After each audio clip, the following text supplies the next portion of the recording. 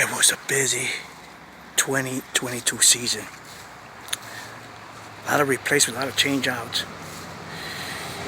I don't even know where to start. I gotta get rid of all this, recycle it, strip it down. But definitely it was a very, very, very busy 2022. This is January the 2nd. Gotta get rid of it. Hopefully by the end of this week, for like that, I could be ready when the season starts getting busy again.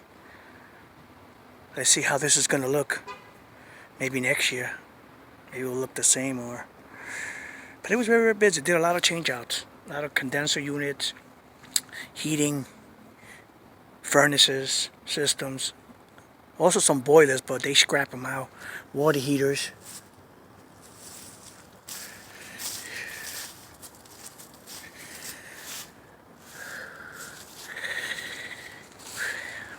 We'll get it done. Gotta get all this situated.